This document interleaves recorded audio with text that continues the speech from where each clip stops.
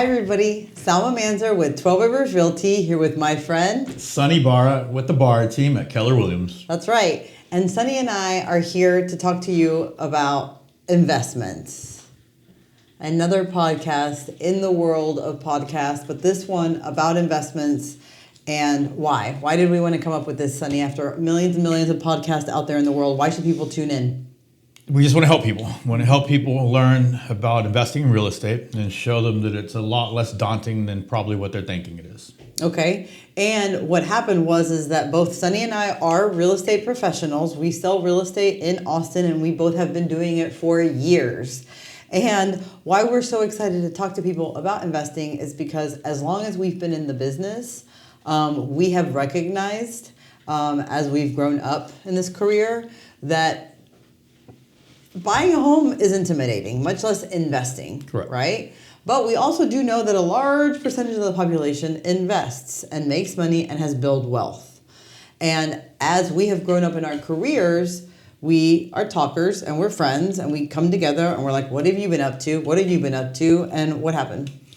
We just started talking about what we've been doing. You know, actually, we would fast forward a little, but we'll fast forward to where we both went our separate ways. We left the company, and I think you reached out to me one day and said, let's have some lunch. We just started talking, and we started telling each other about what we were doing, and we ended up both investing, but two different ways. Right. And so here we were, very successful, each of us in our careers. Sonny runs a very successful team with his wife, Erin, at Keller Williams. I am an individual agent at 12 Rivers Realty. We have both been top producers, tenured in this career, plus we had both bought our own primary homes and places to live. Again, we were buying and selling real estate. But it wasn't until I became an investor where it's like a whole new part of my brain imploded, and I realized that this was it's just investing is way much more than just real estate. Correct. Really. And this is why people have been doing it for years. And this is why rich people have been doing it for years. And this is why it is the number one vehicle in building wealth. For sure. It's the fastest. It seems like it's the fastest, and it requires the least amount of money because the way it appreciates, the way you're leveraging your money. Right. And it was so much of an epiphany for me. Hey, how many awards have you won over like the last 20 years? Like dozens, hundreds, right? So I literally took all my awards and threw them away because those are irrelevant. Right. Irrelevant. I just care about helping people make money because I figured out it's the easiest way by investing. Right. And the truth is, if he can do it, you can do it. If I can do it, you can do it. And I say this all the time to people because I am just one single individual in the world making a one income household. I happen to be successful, but there are a million people out in the world who are tremendously successful and who are not investing. Yeah. And there are people who are not as tremendously successful financially, who are also not investing, but who also can. And that's what we're here to prove. We're here to prove that you do not have to be 60 years old to get started in retirement. You don't have to have all the money in the world to start investing and to start planning for your retirement. You can start doing it today at whatever stage in life you are and whatever money you have. It just takes a little bit of planning and a little bit of know-how. Yeah, and by the way, I just remind you, I got to call one of my clients, Melissa, her sister, is thinking about buying a home, but like you said, you don't have to have a lot of money. Melissa was one of my first clients that I introduced her to a program where her interest rate, this was about 15 years ago, her interest rate at that time was 1.6% was her interest rate because of a program that I found for her. And she paid $115,000 for that home 15 years ago, and it's worth probably $400,000 right now. And only had a 1.6% interest rate. Only had to put zero down, by the way. Zero down and a 1.6% interest rate. $116,000, now it's probably worth almost $400,000. Right. Okay. And so again, we're going to be talking about a lot of examples of how money, I like to use the metaphor, you're growing your money, growing rich, right? You're seeding money into dirt, and then you're going to wait, and then that money is going to grow. And if you learn more about investing, then you can grow that money quicker depending on how you move it around, right? But basically, Monopoly is the game of life. Monopoly is real. We're just now figuring out Monopoly is the way to wealth, right? I mean, you want to own as much land, you want to own as much real estate, as much land as possible, as fast as possible. Exactly. And guess what? You don't have to own it all. Correct. That's what I try to tell people. It's like, you don't have to be Virgin Records, dude. Richard Branson. Richard Branson. The man's passion might be flying. At this point, it's probably investing and living on islands, but he started out with a day job doing planes, and then he got really rich investing, okay? And you don't have to be Richard Branson to do this. You can be Salma Manzur. You can be a 45-year-old living in Austin, having stumbled upon a career that then influenced and shifted to then invest. But I say that because it's important. Let's go back. So we were both selling real estate, okay? We were at the biggest innovative, forward-thinking company at the time. For sure. We can go ahead and say it. Realty Austin. That's right. And we were both there, very successful, getting awards, being top producers, and having, what year did you get there? What year did you get the Realty Austin? I started out there in 2013. Okay, cool. So just about 3 years after me. So Okay. 3 years after. Okay. So 2010, 2013, we're both there. We're kicking butt, loving our life, really enjoying what we do, which is helping people getting into real estate. Did you do Ninja your first year? That 2013 was it 2013 you did Yeah. Ninja? Yep. Yeah. So basically, that's when I was going to tell the story about when I first took notice to you, because we were in a big class. We were in a training class together, and you were sitting on one side of the room. I'm sitting on the other, and I think the instructor was going around the room saying, Terry. Terry, Yeah, that's right. yeah. It's like, hey, tell me a little about yourself. So everybody's going around, and you'll remember this probably most likely because you're the only person that said this. And Terry is like, okay, tell me your name and how you're doing, and you're like, I'm Salma Manzur and I'm a badass. And I was like, that girl's gonna be my friend. That girl's gonna be my friend. Yeah. And here we are. How many years later is that? 20. Yeah. 1 year, 20? From 2013 to now. Yeah. No, 18 years? I mean, no. No, that's 12 years. That's right, 12 years. 12 years. That's right. Long time. That's right. More than a decade. That's right. And back then, you know what's funny? Is that Ninja is a whole sales tactic. And a lot of salespeople use it, especially in real estate. And basically what it teaches you is that to be the top salesperson, you just need to take care of people. But what RA was teaching us, or trying to teach us, was how to live a balanced life. Correct. Where you can fully engage and take care of people, and have that work-life balance where you're being so fulfilled and you're being so successful, and then you're also taking the time to use that success to live your life, right? I'm not knocking this very successful company. Correct. But the truth of the matter is that working that way, buying and selling real estate and helping people buy and sell real estate can be looked upon as a paycheck to paycheck job. You know what I mean? You're just transactional. Right. It's transactional. Correct. And you are helping people with the most important thing in their life, putting shelter above their head. We all need it. It is an essential need. And we still do it, by the way. And we still do it. And we're still very good about it. But something shifted for me, and because I always knew that I wanted to be an entrepreneur. And all of a sudden I found myself in this very successful, high-paced career that was stressful. It's stressful helping people buy homes. For sure. It is a very personal thing that we do. A lot of emotion. And and we take it very seriously, and so we take on a lot of that. So it was stressful, especially in the point where the market was going heavier and heavier and getting faster and faster.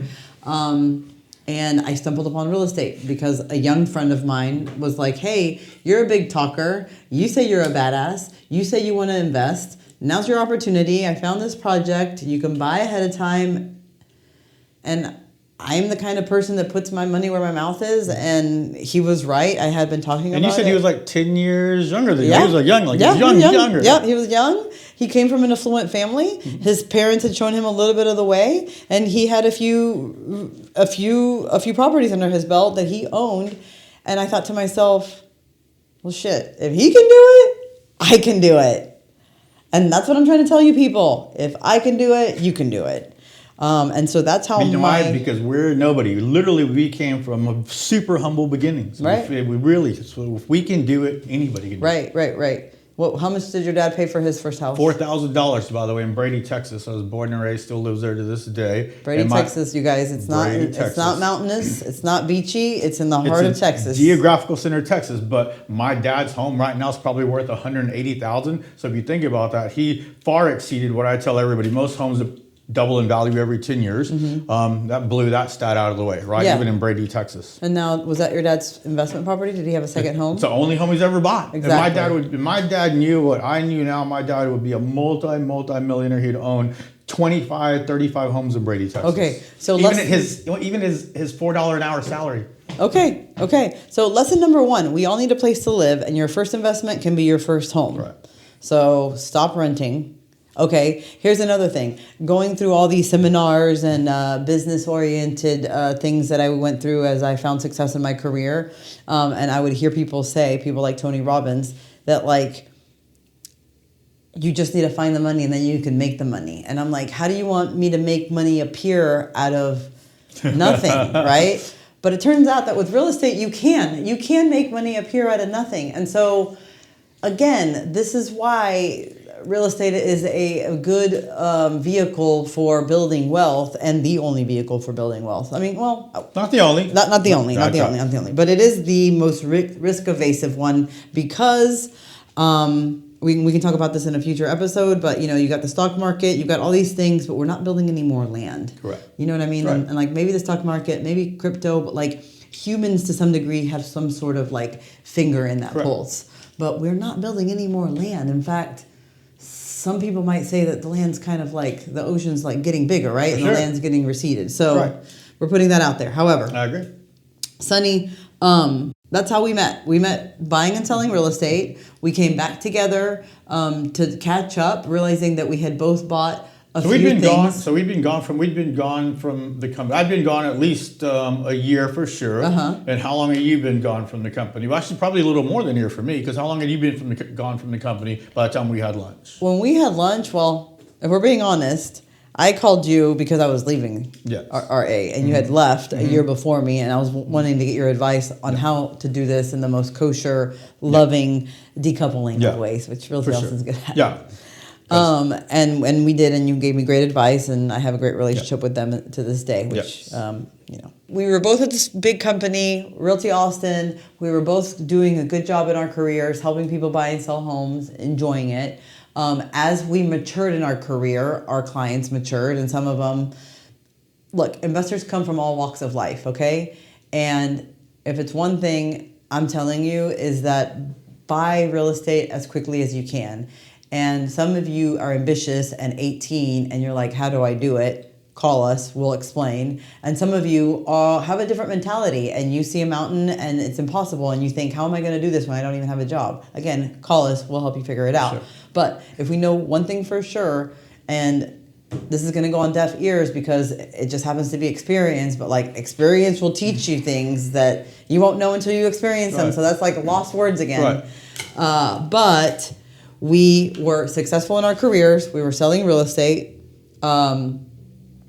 You decided to move to a different company, and with that move came resources, financial resources. So you found yourself with a pool of money after 10 years in the business, having owned your own home, having a family, and you and your wife were like, hey, moving companies, we're going to be saving this amount of money. What do we do with it? And you said...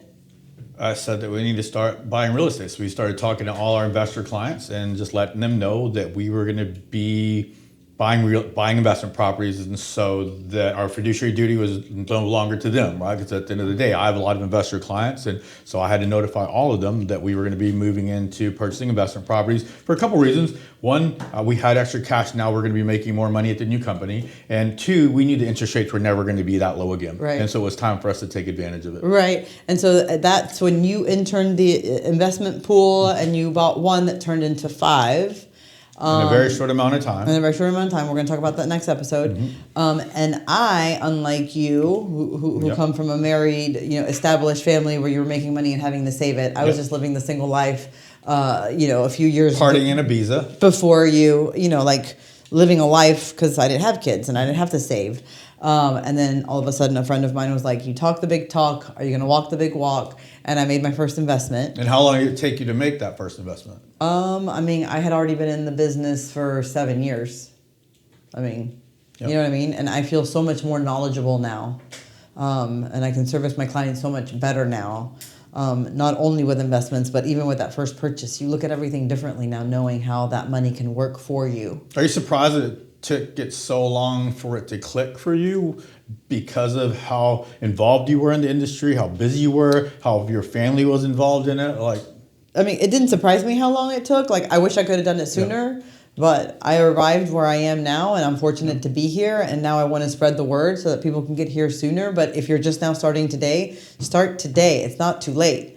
We've never heard anybody say, I wish I would have started investing later. I wish I would have bought this home later, right? Everybody always says, I wish I would have started investing earlier. I wish I would have bought this home 10 years ago. That's right. So for all these reasons that we're discussing, we decided that we wanted to have this podcast and tell people about how it's not about how easy it is. It's just, it is doable. There are ups and downs, but they're not, those peaks and valleys are not any more or less different than you might experience in a regular 9-to-5 job where you have less control and you have less outs. Yeah. I mean, really, if you think about it, investing in real estate has way less risk than a 401k, than the S&P 500, than the stock market. It's way less riskier, and we can prove it with data. Right. And that's what we're here to do in this podcast as two agents, longtime Austinites, longtime real estate agents here in town.